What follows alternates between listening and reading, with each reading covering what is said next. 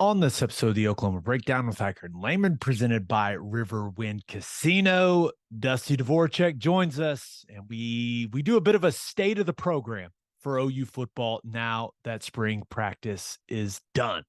That's it. Please download it and subscribe to the podcast. Rate it 5 stars and write us a good review. Follow the show on Twitter, Instagram, Facebook, and YouTube. Just search Oklahoma Breakdown on any of those, and you'll find us. All right. Our man Michael Hosty will kick this thing off. It's time for the Oklahoma Breakdown. It's a beautiful Wednesday, April 26th, and you're listening to the Oklahoma Breakdown with Ikard and Lehman, presented by Riverwind Casino. Riverwind is Oklahoma City's premier casino experience, and there are so many reasons why Riverwind is consistently voted OKC's #1 casino, but it all starts with their amazing variety of gaming thrills and excitement. Riverwind's beautiful award-winning environment plays host to more than 2,800 of the latest electronic games with a huge selection of table games, including blackjack, blackjack match roulette, and Teddy's favorite, craps. No matter what your game, Riverwind has it in spades and hearts. And to learn more about their gaming promotions and entertainment options in the month of April, all you got to do is visit riverwind.com. Riverwind Casino, simply the best. Now, we are recording this few days in advance because I just had my second son, right? Well, I didn't have, my wife did. People phrase that weird. Dusty Dvoracek is here, everybody. Hey, and anyone that's been with us since the beginning of the pod knows that Dusty used to be on this podcast. What's up, dude? What's up, boys? I did, and I was thinking, you guys have like the coolest swag. And I was feeling pretty good about my program guy T-shirt that I was able to find. Felt good about that. I need some Oklahoma Breakdown swag. Like, I know that there's the Teddy discount rate, which is great. But there's an old saying, if it's free, it's for me. What are the chances that a guy like me and a great podcast like you could maybe make a little something work? What do you think? I think Ted, you're the merchandise czar. Done deal. 2X. Is that you 2X guy now? I mean, you get whatever you want. You could throw me an XL. You could throw me a 2X. Mixed bag. Beggars cannot be choosers. When you're feeling good, feeling slim, you got to throw that XL on. Fits the arms good. When it's a long weekend, bad week, eating properly, the 2X is a great choice. When you're feeling good, feeling trim, when you've eaten right, Friday night, you might throw on that XL. It just depends on exactly where things are. I know this much. I got a chance to see both of you fellas multiple times this weekend. And I think that was probably one of my favorite, maybe my favorite weekend of spring ever.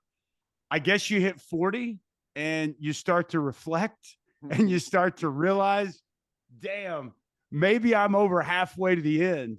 And I think it puts some stuff in perspective, and even last year with Coach Venables coming back, it's like the fan base, the former players, everybody's galvanized. And, this year didn't actually have to work the spring game like you guys, but the event at Riverwind, one of your great sponsors, that was awesome on Thursday night.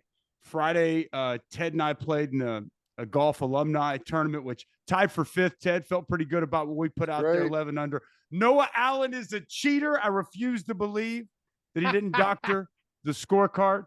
But just getting out there with Jay White, Lance Donnelly, seeing so many of the old guys that we played with or that played with Gabe or before us, and Kyler's thing on Friday night, it was an incredible weekend, man. And I really think I heard you guys in the stadium when I was in the stadium, and I was coming down to get out there on the field with all the players, which I was so sad I didn't get to do it last year. I was like, I can't miss it. And I was up in one of the suites, and Coach V got the mic, and I was like, oh no. So I took off and barely made it down there. But man, that's really what this place is, what makes it so special. So many guys that it means so much to, and they come back. And I just, from a former player aspect, it was my favorite weekend that we've had yet. And I look forward to many more coming. So that was really cool.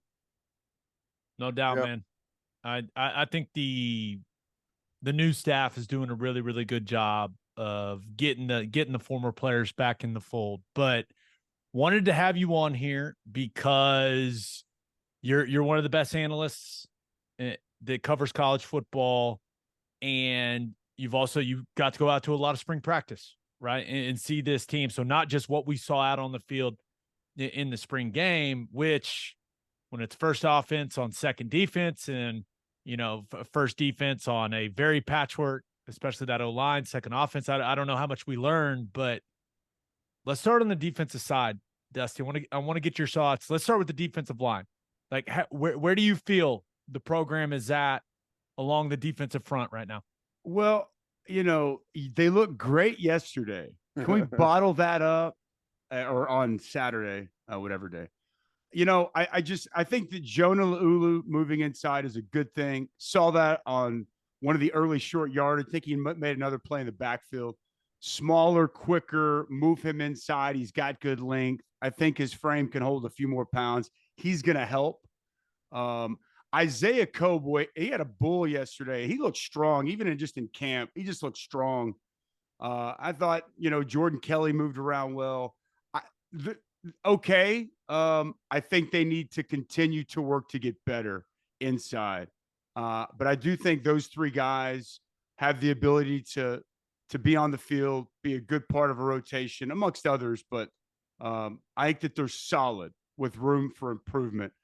I think at the edge position, you guys have talked about it a lot, but Rondell Bothroyd, he's going to probably start.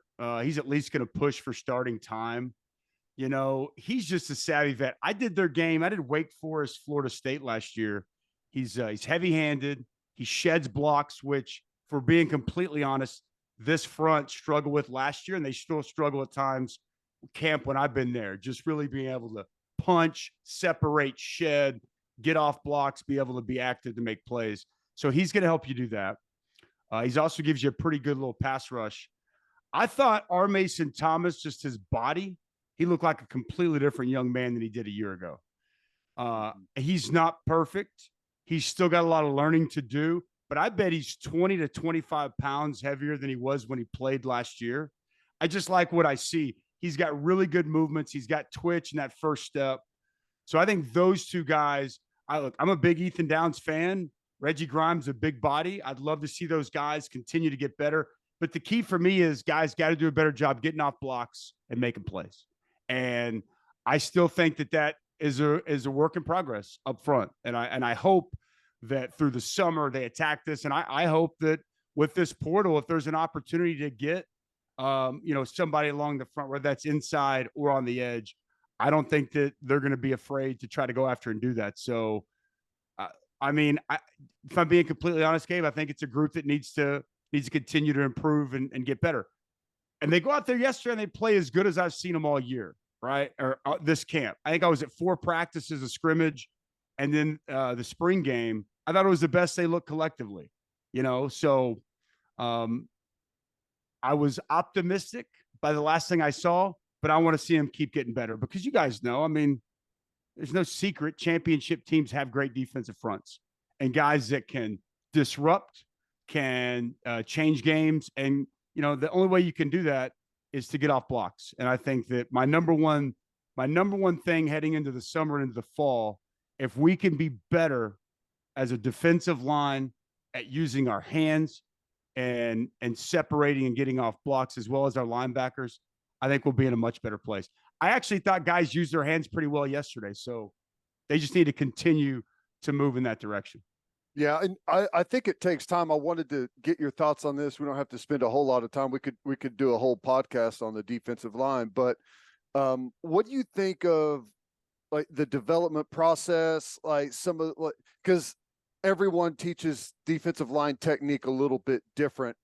I feel like across the front and really as a whole defense, we're still playing way too high.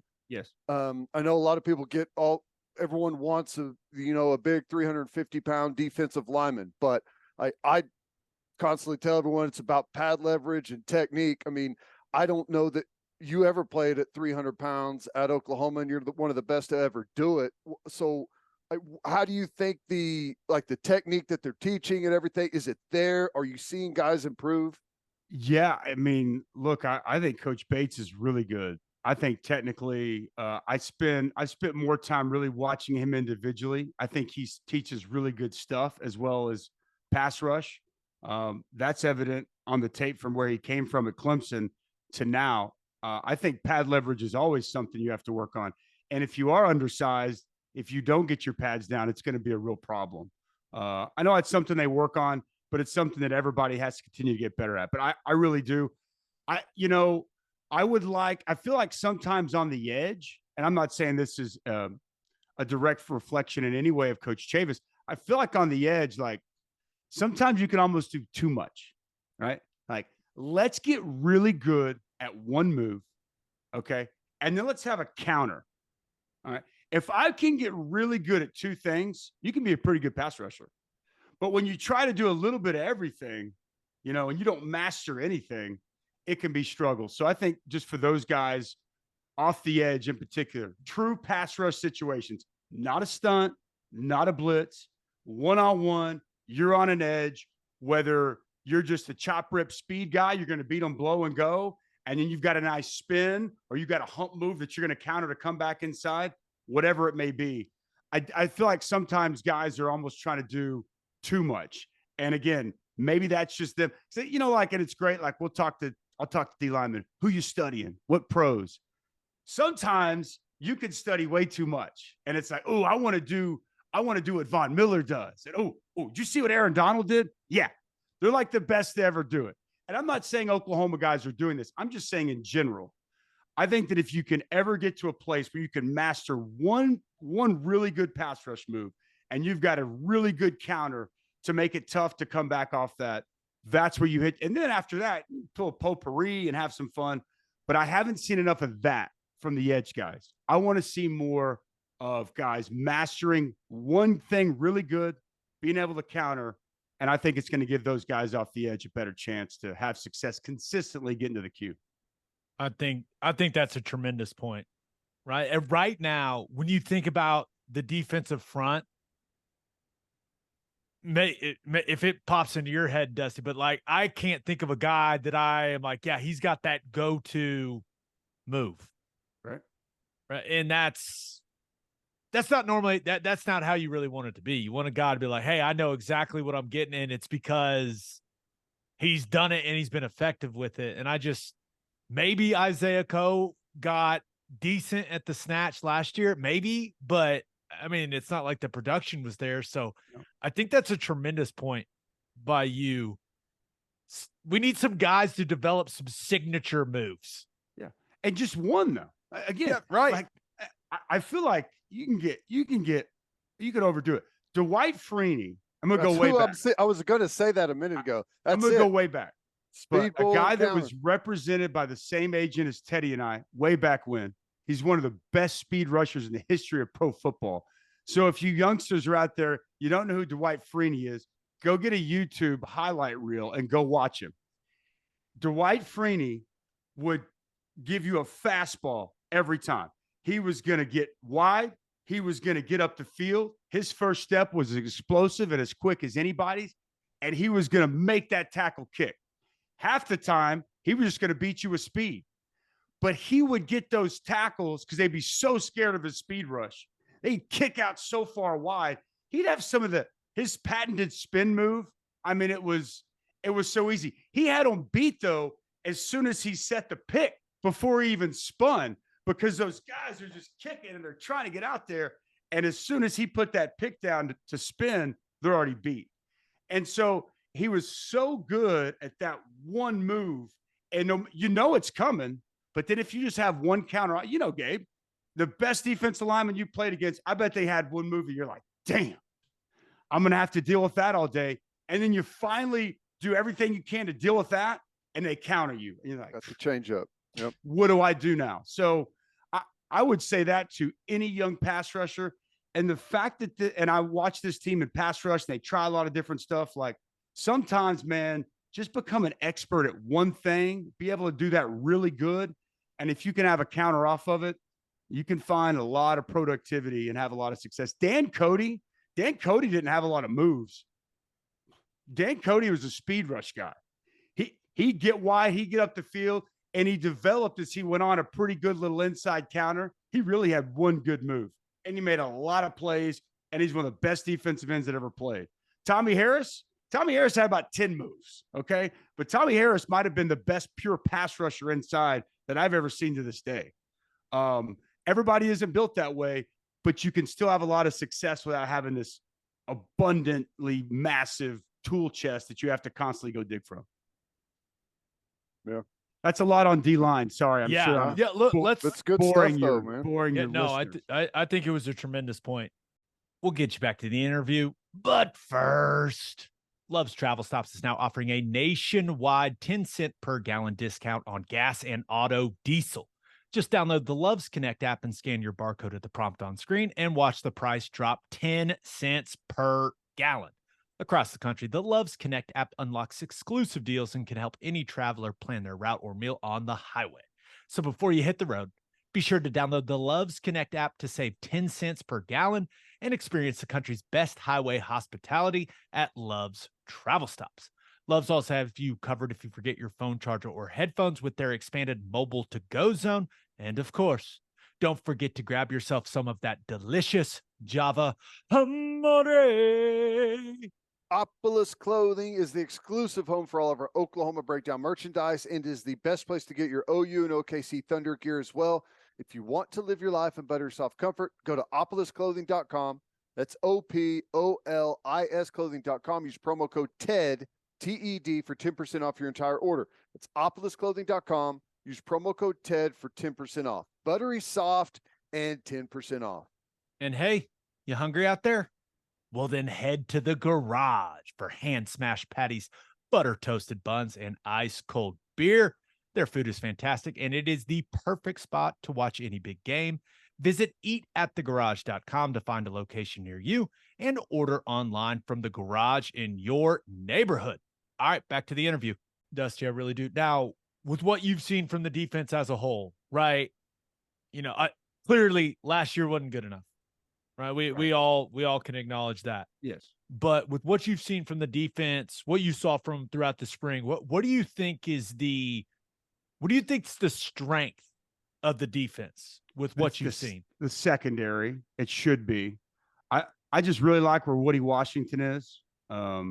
He looks a little different in that what do you go to 5? 5, yeah. It looks a little different that 5. It took me a while just at practice, but I just Bowman like went his to game. 2. He was 5 before, and Yeah. Woody Washington went to 5. So it screws everything up for me. It really did have my head just spinning. But I think Billy Bowman's is a great football player. We saw that play Bowen made yesterday was nice. I mean, just the ball skills and just how he's running stride for stride with Andrell Anthony's got take top off, and to watch him make that play and just be in perfect position, and you see the athleticism and playmaking, like that kid's gonna play.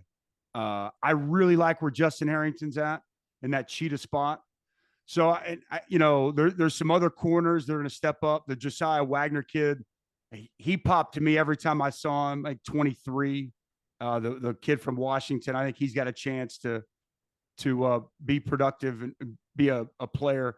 But I like this secondary, man. They're experienced. They've had a lot of snaps collectively. And I think now when you add in a Peyton Bowen, when you've got some other guys coming back, I think you're going to have a chance to be good. What I'm not concerned about linebacker. I think they still need to.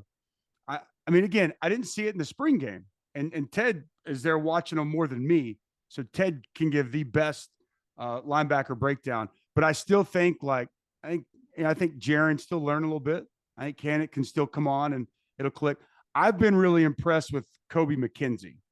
Like if I was going to say a linebacker that I wasn't expecting much from, that I walked away most practices or most times I saw him going, dang, Levin's got a heavy hat and he's instinctive and he's downhill, right?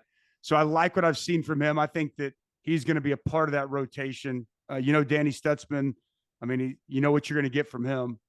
The Deshaun McCullough, I'm fascinated to see what they do. And I don't know what Ted thinks. We haven't really talked a lot about this, but he continues to flash. He's not quite as, I don't think you want to get him too far away from the ball. Like before he got here, I thought, maybe he could play that. I don't know if he is the cheetah. I don't know. I'm not saying he's not. I'm not so sure he is in a second level back or 10. They had a play that bounced yesterday, far side away from you. And I don't know exactly, like it was played well and the ball just kept spilling.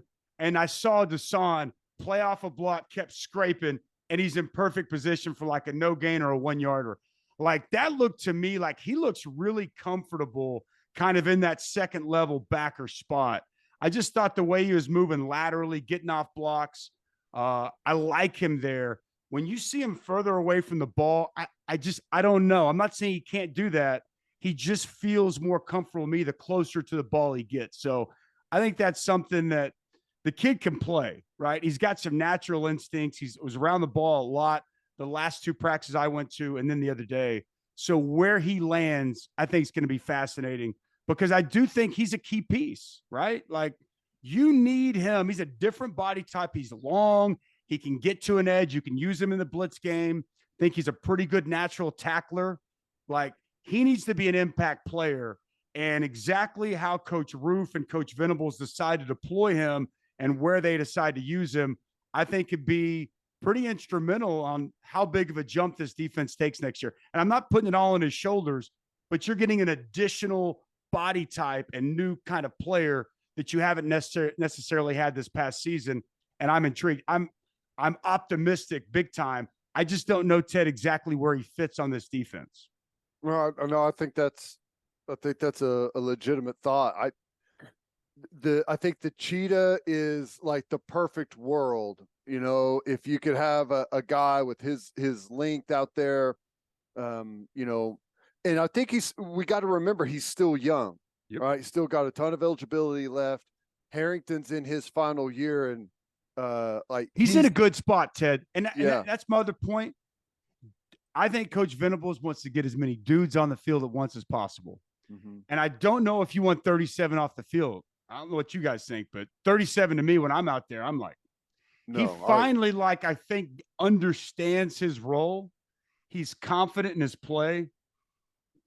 Those safeties have a chance to be really good this year. And I don't know if you'd want to take 37 off to put one there.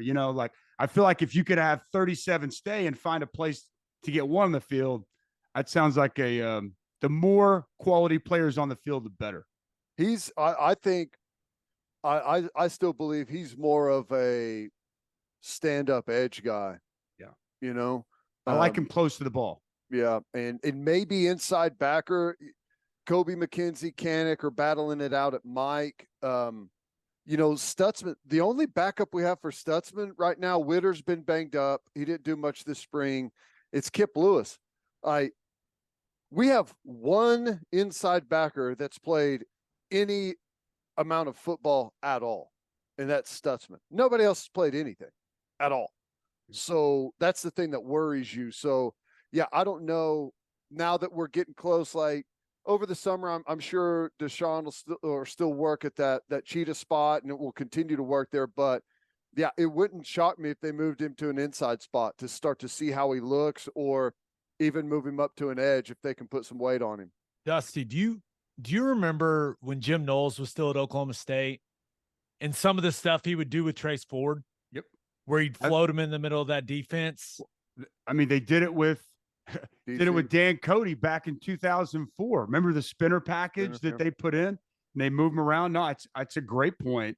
We've seen it there. I mean, other people have utilized. I mean, Coach V used to do stuff like that at Clemson when he's got different people. So yes, that's my thought, which I don't know. Coach V hasn't told me this. I'm not giving state secrets. I just look at it and I think, especially in sub package spots, I think you could be creative with him. And he does. I'm so with you. Like, so I keep saying around the ball, he closes also on the football well. Like once he goes, he can get to the ball quickly. And I think anytime you can have somebody that can set an edge, that can be disruptive, man, I think you got to find a way to get him on the field. I'd be surprised if we don't see that.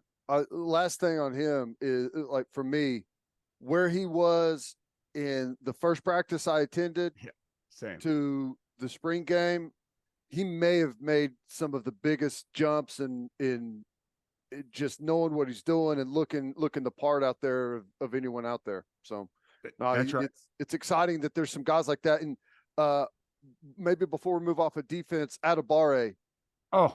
Thank you. What is 34? Adibawara.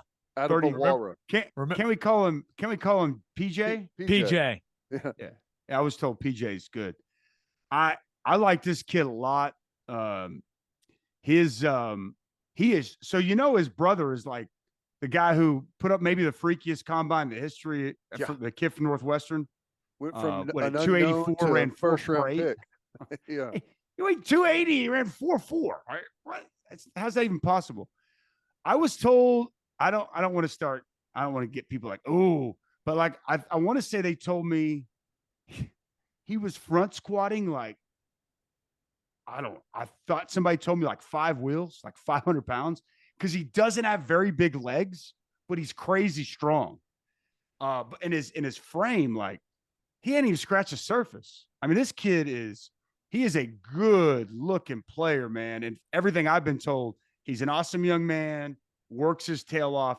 He got a lot better from the first practice I saw him till the last practice I saw him. And obviously everybody had a chance to see him yesterday. He's improved a ton, which you'd expect. I mean, should be in high school. So I think I really hope 34 can be somebody who's on the field and is, whether he's buying reps as just in depth, he's a guy you can bring in on third down packages. He's still raw and he's got a long way to go, but the upside, and even in just some competitive situations I saw him in, he will fight tooth and nail. So I think he's got a lot of the things that you look for. I'm really glad you mentioned him because I would say I don't think this is even controversial, but of the young crop of freshmen, talented players that just came in, he's got the highest ceiling of any of the front players that I've seen in this recruiting cycle. I have no problem throwing this out there. In fact, I did it. I think I did it on our last podcast. I think his ceiling is number 1 pick of the draft. I mean, yeah, sure. Sure. I mean, like, I really do. Like, I think that if they develop him properly, because at the spring game, that was the first time like I had really spent time standing next to him, chatted with him a little bit. And until you're standing next to him, it's like, I was like, damn, this dude. And you're right. He's barely scratching the surface of what he's going to be physically. Like, if they develop him properly, Ted and I said it, he should be a top 10 pick. And I know those expectations are high, but like when you see the physical gifts he's got, Dusty, I don't know. Have we ever had a guy since Coach Stoops got here? Have we ever had a guy that had those physical characteristics on the edge? I don't know. That's a good question. I'll give you an answer next time we're here. As long as his mind's in the right place and he keeps working, he keeps trying to get better. I think they expect he can hold it. Like, I know Schmitty wants him around 250 next season. I think he showed up at like 225. I think they said he put on they told me like 10 to 13 here this, through winter. I think the plan is hopefully 45, 50. I mean, they're 6'4", 250, being able to move the way that he can.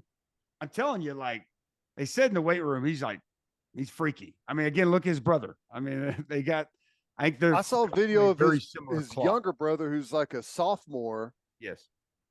Squatting 500 pounds, like horrible form. He's wearing like New Balance tennis shoes and just all the way to the ground and stood up with it like it was nothing. It's a great thing when you find it. So I don't even want to put that on PJ. Like, I don't want to come on here and say, oh, and you could say that. I'm not saying you're wrong, but I'm just hopeful that he can live up to the talent that he has. I'm hopeful that he can really work and he can get better.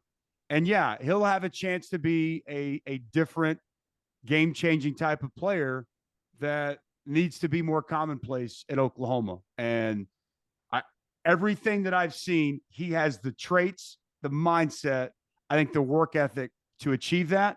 But we've also seen guys that we thought, and it just didn't. So, but yes, Gabe, you are right. He is a special and very talented young man. And I am excited to see this summer. He could really take another jump, like he'll be, I mean, this winter he was exposed to, training like he never has, just went through his first spring, get to exhale a little bit. Summer shows up and get back into it and grind. So for him, if his mind's right, which I would imagine Schmitty and Scotty and those boys will get him right, he'll have a chance to really take a step. And I think more guys like that, the better. Again, agreed. In no way talking negative about anybody or anything before, but the more quality, elite, type of athletes and playmakers you can get on the field, I think the better everybody feels about that. Yeah. Just thinking about it, when I look and think of the early arrivals, when you talk about, and we'll get to him, Caden Green, PJ, Peyton Bowen, Jackson Arnold, the running back Hicks and Smothers, and I like Josiah Hicks. Wagner. For 5 or 6 early arrival guys, they're going to play. They're playing their asses off right now, and they're going to play. Yeah, that's wild. That recruiting class is looking better and better. Yeah, they're going to come in, they're going to compete, and they're going to be expected to play. And then a couple of guys from the portal, same thing. Andrew Anthony's going to play, and Deshaun McCullough is going to play. I mean, there's going to be a lot of new bodies out there, making an impact for the Oklahoma Sooners this next season, which when you finish 6 and 7, it's not necessarily a bad thing. But there's going to be some young guys and new faces, yes, that are going to be called upon immediately. And the way that I've seen them play toward the end of spring, I'm not saying that's a bad thing, but it's coming. It's actually what you want, if you ask me. Again, I hate to always go back and romance the stone, but I mean, you played as a true freshman on a national championship team. I came in the next year. I played my entire true freshman year. Tommy Harris played his entire true freshman year. We had several guys that were young and had to step in and play. And you guys have just won a national championship. So it is possible. It's not something you always want to have to be able to do, but it is possible if the right guys are there. And it seems like there's a handful of these guys that are going to be ready to step up when called upon.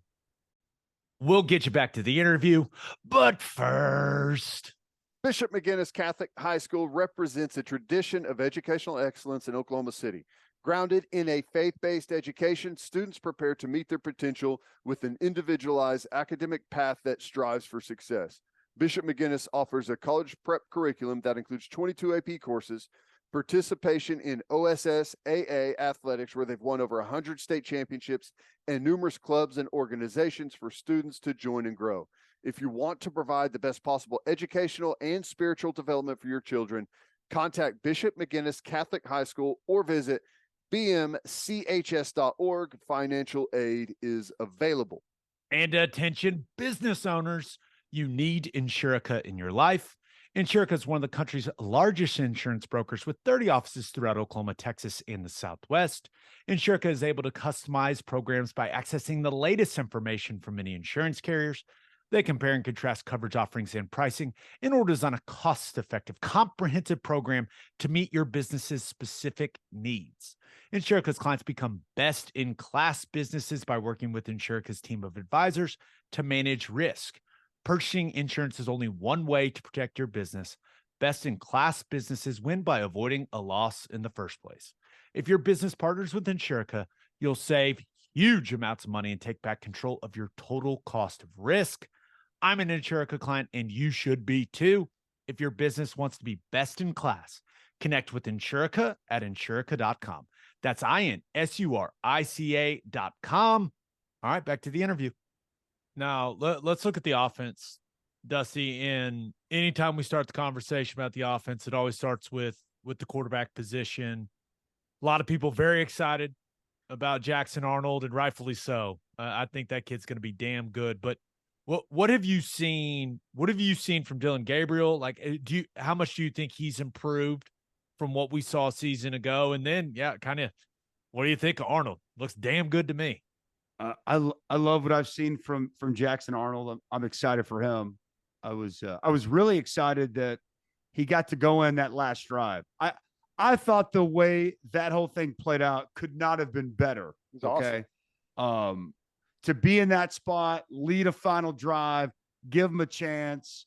It was a great pass that he had on the touchdown to Gavin Freeman. That was not a surprise. Speaking of guys that had just been, lighting it up this spring, Gavin Freeman, he's turning into a dude. I like where Dylan's at. Dylan seems very confident. Dylan seems more comfortable now than he was last year. You'd expect it. So, I mean, everything I've seen from Dylan Gabriel, I mean, I think it all looks good. It's what you'd expect and what you'd want.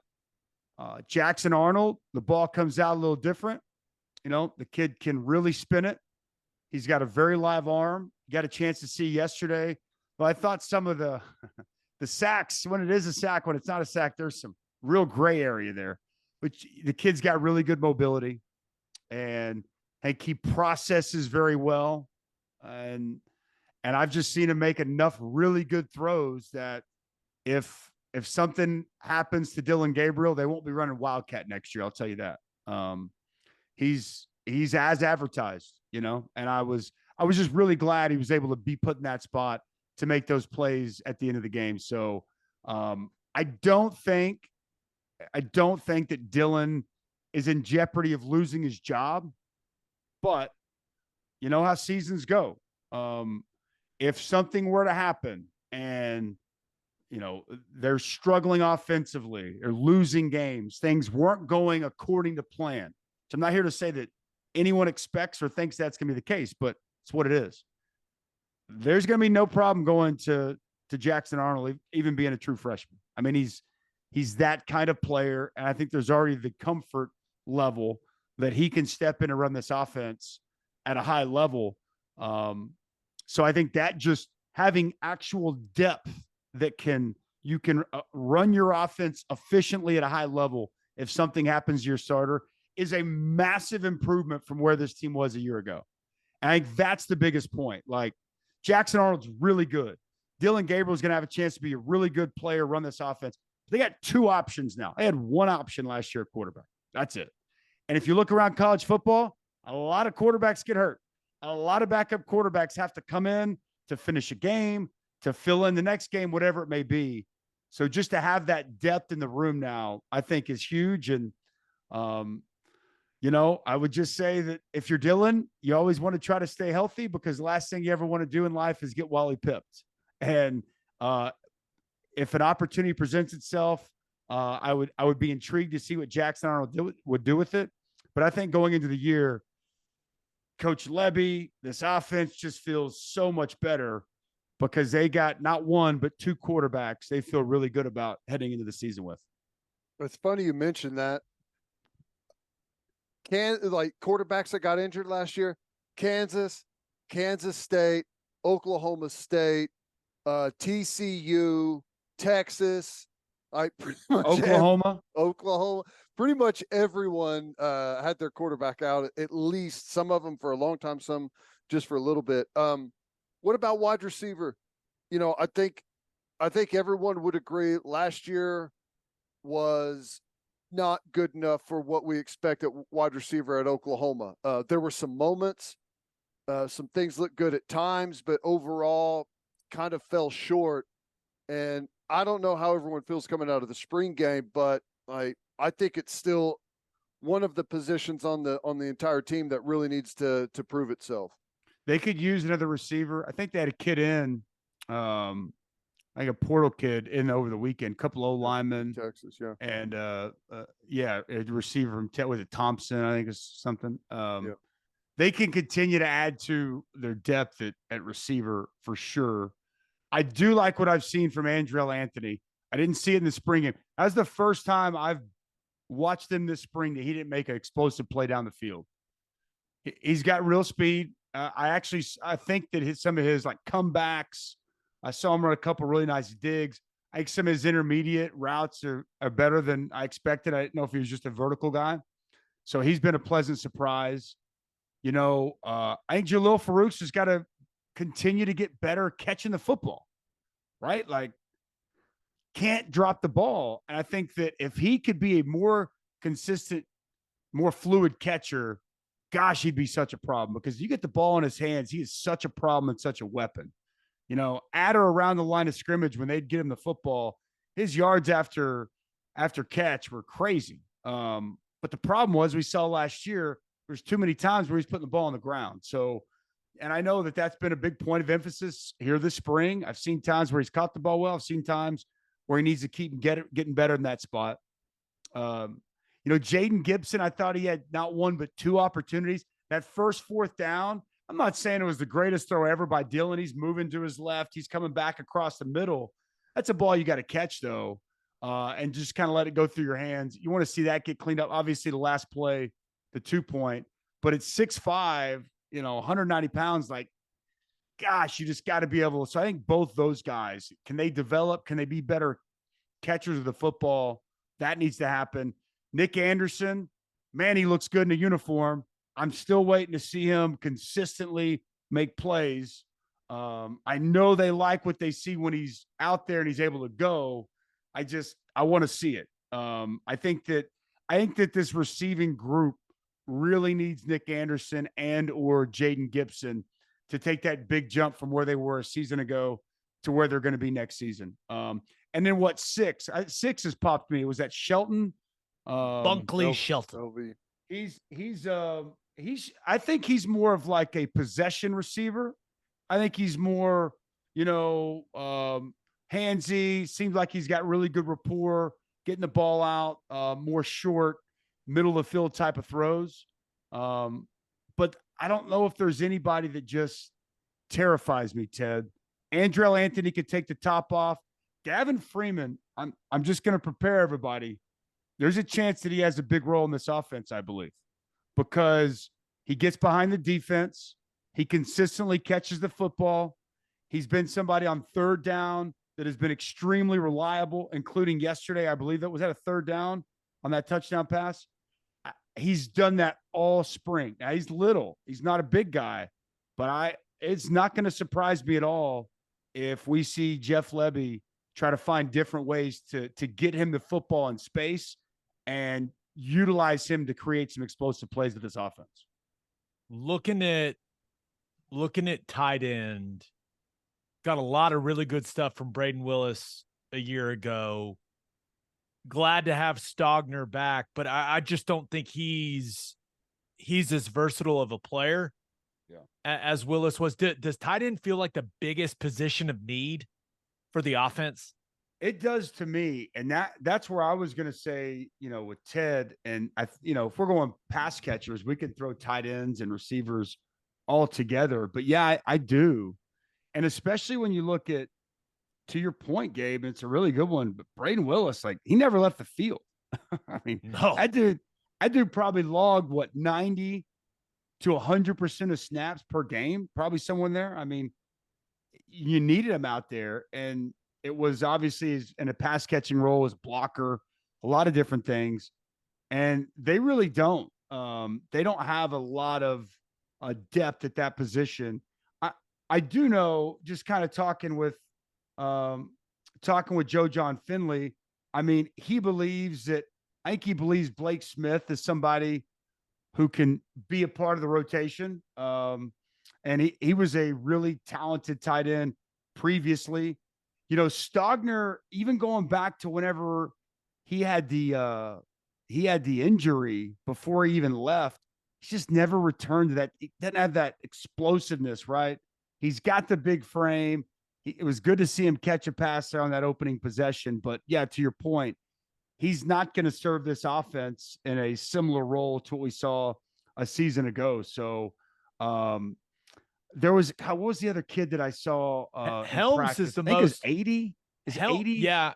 Faneuil. Yeah. basketball player. But Helms is the most interesting guy to me, Okay. right? When you just see him, and he was down there on the sideline for the spring game in Jersey, and he looks like the way you want your move tight end to look. As I say, he's lean. He's long and lean. He looks like a guy that can help you in the pass game. And then you've got Llewellyn, who looks more like a traditional inline wide tight end. But Helms is the intriguing guy, but we just haven't seen it. He's missed the entire spring. Right. So yes, it's a position of need. I know it's a room that if they could add to it, I'm sure they'd like to, but I would have to think coming out of spring, Smith, Stogner, and help me on 80's last name. Is it Faneuil? Yeah, that's what I've Faneuil? gone with. I think That's what I've seen him. I've seen him make some plays out there, move around. But yeah, I think it's fair to say that the tight end may not be as impactful this upcoming season in the offense. But the one thing I'll say, you haven't asked me about running back. The running back room is loaded. You know, I caution myself to say it's as loaded since, because there's been so many really good running back rooms at Oklahoma, but they love that running back room. And I don't know how you don't. You know, Javonte not being there this spring, you love him to be there to make that jump, but Gavin Sawchuk's had a great spring catching the ball as well as running it. They love to match him up on linebackers and safeties. They get man-to-man, and that's a matchup they're going to go to and try to exploit. It's really worked out, getting him the ball on the edges in space. The Caleb Hicks kid has been awesome. I mean, he's just been awesome out of Denton. I don't even know if they really knew. I know DeMarco liked him coming in, but I don't know if they knew just how good he'd have a chance to be immediately. But they feel they've got 4 guys that they can give the football to and trust and can be real playmakers. So I would say offensively, it'd be tough to look at a position group that has as good a depth and frontline talent as the running back room. I think they go 4 deep and they feel really good about any one of those guys they put in there. Yeah. They're loaded. They're inexperienced, I guess, would be the only knock on that group. But I agree. I like those guys a lot. Offensive line tie into with the run game. You know, I think last year it felt like we got pretty much every game played out the same. We'd start off running the football well. We'd go tempo. As the game evolved, receivers wouldn't be able to separate much. Everyone would start getting closer and closer to the line of scrimmage, play us in really good run defenses, just like single high safety, man-to-man or cover 3. And we couldn't push people off the ball and run it whenever they knew we were going to. So we had to rely on tempo and stuff. Like, where do you think are we going to be able to generate the run game, I guess, is what I'm asking whenever everyone knows it's coming. Yeah, well, there was a 3rd and 2 situation yesterday on the opening drive. It didn't work out very well. No. I hope so, Ted. I don't know. I don't want to come on here and lie and say, yeah. I mean, I absolutely love the offensive line coach, as do you, as does Gabe. I have the utmost belief and trust in Coach Biedenbow. But they're gonna have to go do it. You know, like, I like Tyler Guyton at right tackle a lot. I think Tyler Guyton's made a real stride and improvement from where I saw him at the end of last year. He's got to consistently do it. But, man, he looks incredible at right. The left tackle, you didn't see him yesterday because it's going to be Walter Rouse. And Walter Rouse is going to start at left tackle, and he's the Stanford transfer, and he's played a lot of football. I've called several of his games. I don't know if he's a first-round pick, but he is a solid guy you can plug in. I think he's going to do a really nice job there at left.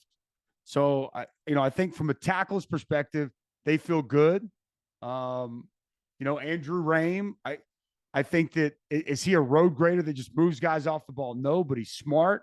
I think he moves pretty well, and he should have a couple of guards in there that are going to help him. I mean, you know how offensive line plays, Ted. You work together as a group, and I sure hope that they're able to line up and just move people off the football, but we're going to have to go out there.